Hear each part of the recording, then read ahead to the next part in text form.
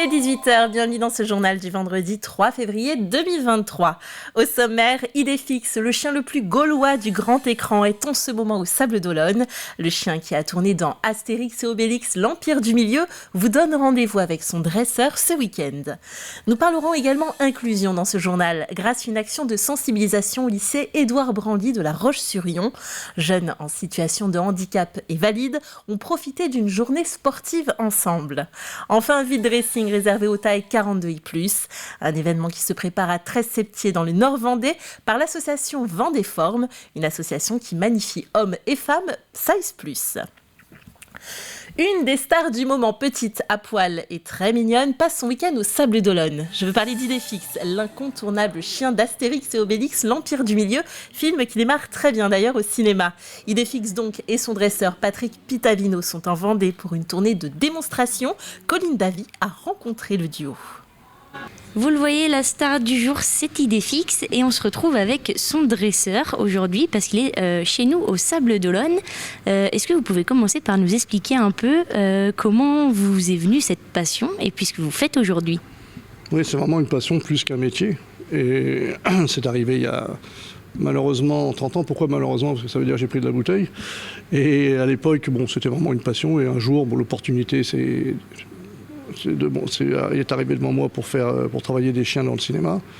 Et on a commencé par des films comme L'Ours, il y a longtemps. Et aujourd'hui, on en est à plus de 450 films. Plus de 450 et le dernier, on le voit, c'est Astérix. Dernier, oui, c'est celui avec notre ami Astérix.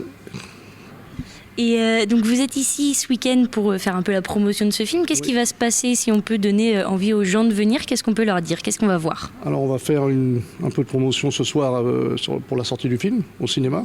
Et ensuite à Villa Verdé, on va faire des petites présentations de chiens qui participent à des tournages pour que les gens puissent se rendre compte qu'on travaille aussi bien des tout petits que des gros avec des actions très très différentes. Okay. Et justement, parmi ces chiens stars, qui est-ce qu'on va voir ? Les gens viennent pour qui en général ? Alors, Idéfix, c'est quand même le chien que tout le monde reconnaît. Après, les autres, oui, il y a Belle et Sébastien qui est un peu marqué, mais sinon, c'est des chiens qui ont participé à des films, mais dont on ne se rappelle pas toujours les noms et tout ça. Il y a certains chiens qui ont fait, dans leur carrière, une vingtaine de films, mais c'est des films où il y a des actions de 2-3 jours, mais après, les gens n'ont pas en tête tout de suite, quoi. Okay. Eh bien, si vous aussi vous voulez retrouver tous ces chiens pour un véritable spectacle, parce que ce sera un vrai spectacle, la journée se déroule à Villa Verdé, samedi, demain.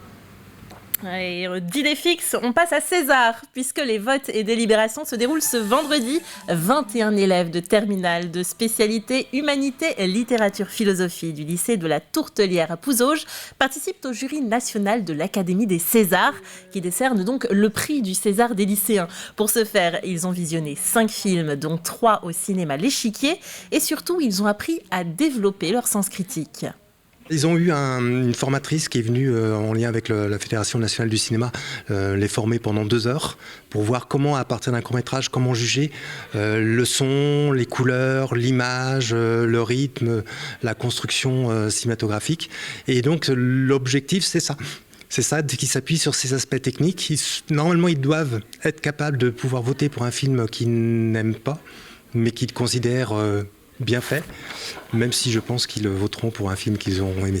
Et à noter que 2006 lycéens votent dans la France entière. Alors concernant nos lycéens vendéens, voici ceux qu'ils ont voté. 13 voix sont pour Encore de Clapiche, 6 voix pour L'Innocent de Louis Garrel. Enfin, 1 voix a été en faveur des Amandiers de Valéria Bruni-Tedeschi. Et nous découvrirons le film gagnant au niveau national dans un reportage complet la semaine prochaine. Le parc d'activités du Patis à Talmont-Saint-Hilaire s'agrandit. Dans le prolongement de la zone déjà existante, qui compte 79 entreprises, 10 hectares 4 sont dès aujourd'hui mis en commercialisation. Une surface divisée en différents pôles, grande surface alimentaire, village d'artisans, animation ou encore services. Les entreprises peuvent déposer leur candidature jusqu'au 28 février 2023. Certaines se sont fait connaître dès les toutes premières heures. La zone actuellement elle compte 700 emplois. L'idée c'est qu'on va pratiquement doubler la surface actuelle. Donc c'est à peu près 500 emplois qui vont être attendus sur cette zone économique. On pense au Super U notamment qui a sa volonté de déménager ici dans la zone. D'autres enseignes, on pense au jardinage, au bricolage, aux magasins de sport. On est vraiment dans une zone commerciale, une zone artisanale, une zone de service pour répondre à une ville qui va atteindre dans quelques années 10 000 habitants. Allez, prenons la direction à présent du lycée Édouard Branly de La Roche-sur-Yon. C'est là qu'une journée de sensibilisation au handicap par le sport s'est déroulée sous la houlette d'une élève de l'établissement qui en a fait son projet de l'année. Des jeunes avec ou sans handicap ont joué ensemble à différentes disciplines, le tout dans la bienveillance et la bonne humeur. On a mis 4 sports en lumière, à commencer du tennis de table, assis. Ensuite, du volley assis, du cécifoot et du basket fauteuil. Moi, je les trouve très à l'aise. Je les vois même, je pense à un jeune qui est plutôt introverti de façon générale, qui là est dans l'échange avec les lycéens, qui participe aux activités. Chose qui n'est pas facile pour lui, ça lui demande beaucoup d'efforts, mais je pense qu'il est bien entouré et voilà, ça contribue justement à ce que les jeunes s'ouvrent en fait. Et je pense que pour les lycéens aussi, ça ouvre leur regard sur les jeunes et les adultes d'ailleurs en situation de handicap. Ce que j'ai vu justement, c'est beaucoup de bienveillance de la part des lycéens. Ils ont pu voir par eux-mêmes le fait qu'il fallait réadapter leur discours, les consignes données. Nous, ce qu'on va faire, c'est qu'on va reprendre l'intervention pour leur montrer que malgré des difficultés, des déficiences, un handicap, quel qu'il soit, on peut arriver à faire des choses. Et c'est ce qui est important. Moi, c'est ce que je vais leur faire ressortir de cette intervention. Un très joli message. Culture à présent. Avez-vous envie d'écouter un chanteur dans votre cuisine, des musiciens chez vos voisins, des spectacles en intimité proposés par le festival Chantapart qui redémarre aujourd'hui même jusqu'au 26 mars. Alors côté programmation, 28 artistes et 3 spectacles jeunes publics sont à l'affiche. Ils se jouent donc à domicile chez des hôtes qui ouvrent leur habitation au public pour l'occasion. Il y a en général 45 places disponibles par concert. Ça joue par exemple ce samedi chez Catherine et Henri au Fenouillet. Dimanche, la grande salle du ciel à La Roche-sur-Yon accueille l'ouverture du festival. Programme et réservation disponibles sur le site internet Chantapart. Et pour en savoir plus, visualisez le replay de notre émission de la matinale de ce vendredi. Christian Gervais, l'organisateur, en était l'invité. Les contes ne servent pas seulement à endormir les enfants, ils servent aussi à réveiller les vivants. Alors non, ce n'est pas de moi, c'est une très jolie phrase de Jérôme Aubineau, alors figure bien connue à TV Vendée, mais aussi et surtout directeur artistique du festival Rendez-vous Contes. L'événement de la ville de Fontenay-le-Comte et la communauté de communes Pays de Fontenay-Vendée en est à sa 2e édition. Ça se passe du 18 février au 18 mars et c'est entièrement gratuit. On est vraiment sur un festival qui se veut itinérant, autour de communes qui ouvrent leurs portes de salles polyvalentes pour les transformer en salles de spectacle le temps d'un soir, ou des lieux insolites, si on partira en bus à la découverte d'artistes et de lieux inconnus. Mais en tout cas, l'idée, c'est vraiment de faire circuler les histoires, de faire circuler les spectacles sur tout le territoire.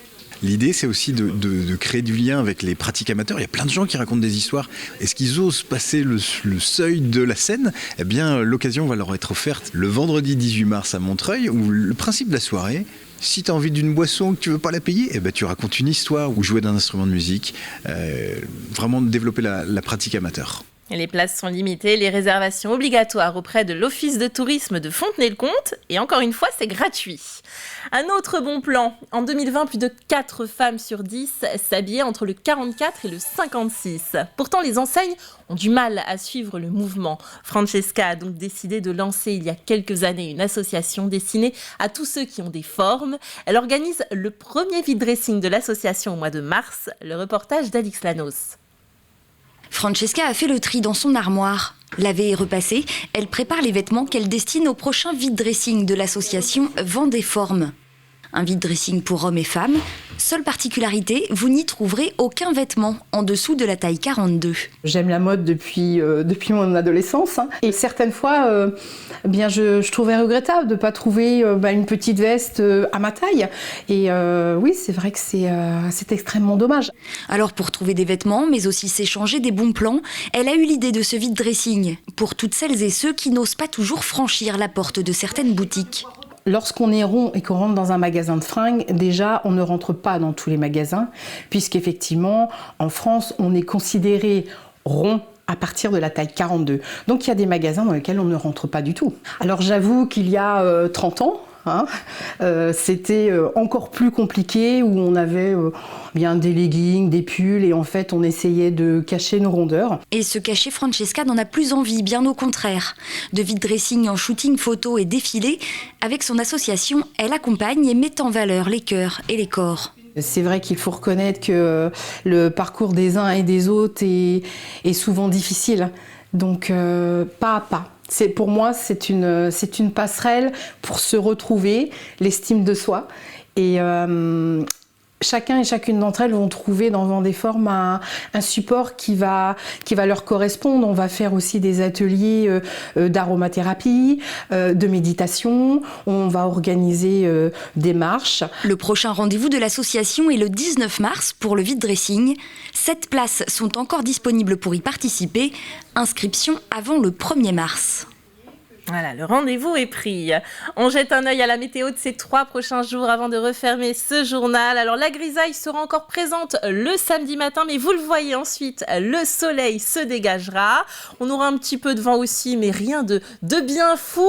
Le soleil persistera ce dimanche et puis, vous le voyez, ça recommencera à se couvrir en début de semaine. Les températures aussi vont recommencer à chuter et des gelées seront à prévoir dès le lundi matin. Les températures remonteront ensuite un petit peu plus dans le reste de la journée. Ainsi s'achève cette édition. Je vous souhaite de passer un très bon week-end. Le retour de l'actualité, ce sera dès lundi dans votre matinale à partir de 7h. À très bientôt sur TV Vendée.